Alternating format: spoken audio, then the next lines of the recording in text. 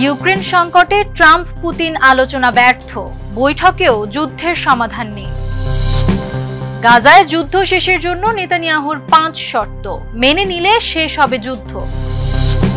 Greater Israel পরিকল্পনা নিয়ে বাংলাদেশ সহ 31 দেশের তীব্র নিন্দা।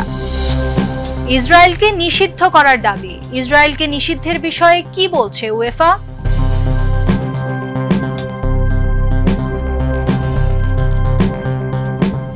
দর্শক, আমন্ত্রণ মাই টিভি আই নিউজে। এতক্ষণ দেখছিলেন শিরোনাম, সাথে আছি আমি আমাতুল আজিজ উর্মি।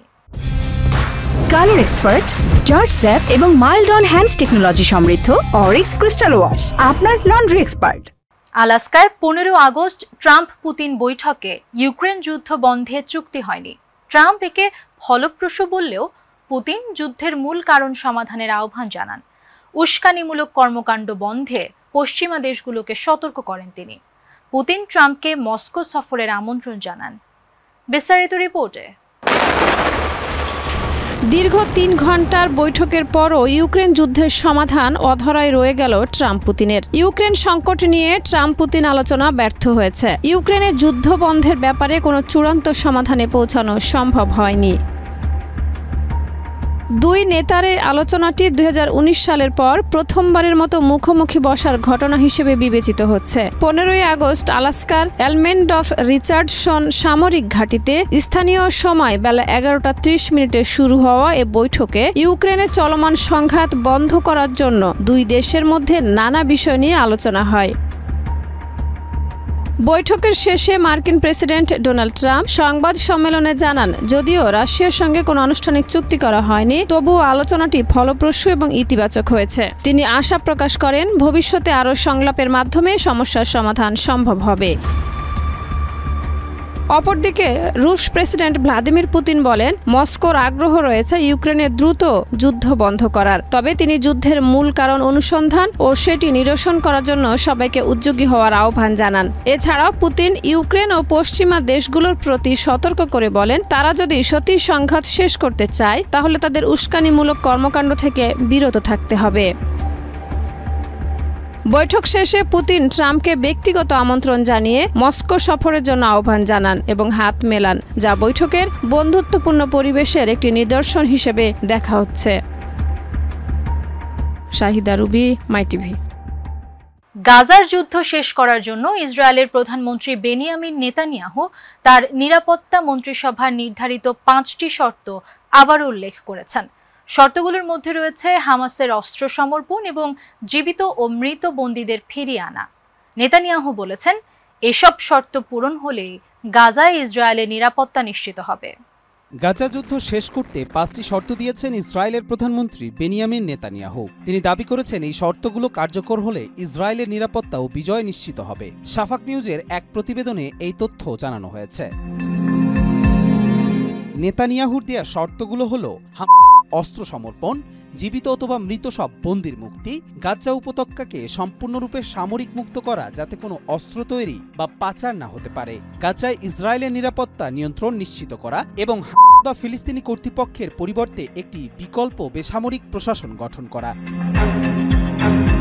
গত বছরের 7 অক্টোবর থেকে শুরু হওয়া চলমান যুদ্ধে গাজায় ব্যাপক পরিমাণ প্রাণহানি ও মানবিক সংকট দেখা দিয়েছে। এই সময়ের মধ্যে 61,776 জন ফিলিস্তিনি নিহত হয়েছেন এবং 1,54,906 জন আহত হয়েছেন। গাজার সরকারি গণমাধ্যম জানিয়েছে, সেখানে বর্তমানে 40,000 শিশু মারাত্মক অপুষ্টিতে ভুগছে এবং 2,50,000 শিশু তীব্র খাদ্য সংকটে রয়েছে এবং প্রায় 12 লাখ নাবালক চরম খাদ্য নিরাপত্তাহীনতার শিকার। কবির চৌধুরী জয়, মাই টিভি। রাশিয়া ইউক্রেন যুদ্ধ 4র্থ বছরে। ইউক্রেনের ন্যাটোতে যোগদানে পুতিনের আপত্তি ও রাশিয়ার ভূখণ্ড দাবির কারণে সমাধান জটিল। ট্রাম্প পুতিন বৈঠক হলেও স্থায়ী শান্তির সম্ভাবনা কম, কারণ সংকটে জড়িত ন্যাটো ও ইউরোপীয় শক্তিগুলো। ইউক্রেন চায় রুশ সেনা প্রত্যাহার ও নিরাপত্তার নিশ্চয়তা, আর পুতিন চান ইউক্রেনকে নিরপেক্ষ রাখতে। বিস্তারিত রিপোর্টে। নেতানিয়াহুর সাম্প্রতিক গ্রেটার ইসরায়েল মন্তব্যকে আন্তর্জাতিক আইন লঙ্ঘন ও মধ্যপ্রাচ্যের স্থিতিশীলতার জন্য গুরুতর হুমকি হিসেবে অভিহিত করেছে বাংলাদেশ সহ 31টি আরব ও ইসলামী দেশ।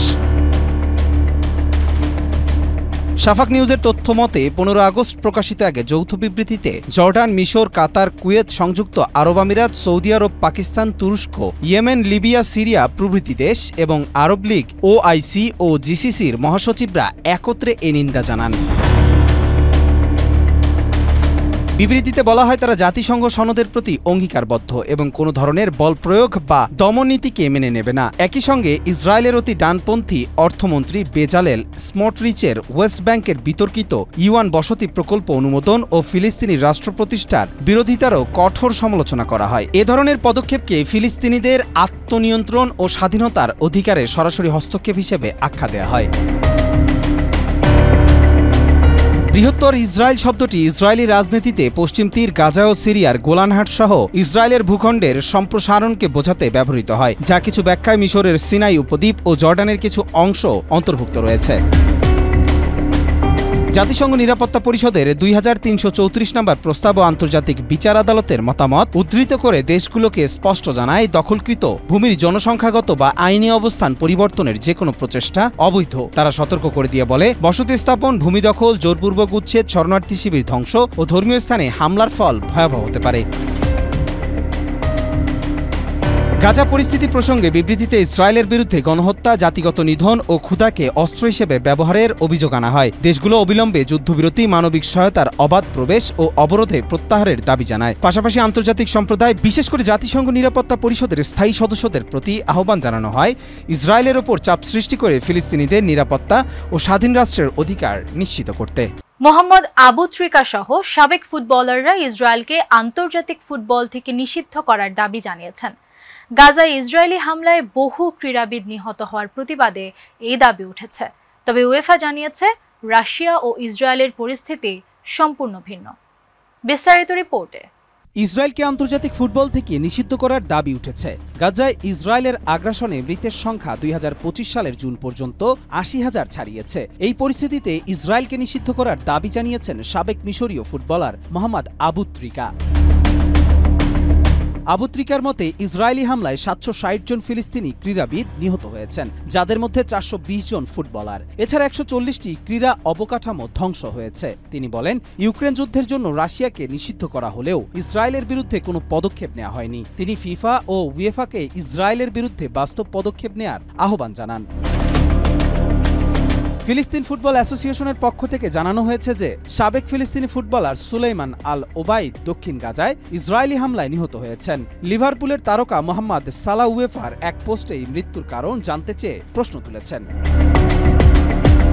অন্যদিকে উয়েফা ইসরায়েলকে নিষিদ্ধ করার বিষয়ে সরাসরি কোনো মন্তব্য করেনি। তবে 2024 সালের ফেব্রুয়ারিতে উয়েফার সাধারণ সম্পাদক থিওডোর থিওডোডোরিস বলেছেন যে ইসরায়েল ও রাশিয়ার পরিস্থিতি সম্পূর্ণ ভিন্ন। উয়েফা গাজায় শিশুদের জন্য মানবিক সহায়তা ও পুনর্বাসন কার্যক্রম চালাচ্ছে এবং মাঠে শিশু হত্যা বন্ধ করুন, বেসামরিক মানুষ হত্যা বন্ধ করুন এমন বার্তা সম্বলিত ব্যানার প্রদর্শন করেছে। কবির চৌধুরী জয়, মাই টিভি। দর্শক, এই ছিল আজকের মাই টিভি আই নিউজ। ধন্যবাদ এতক্ষণ সাথে থাকার জন্য।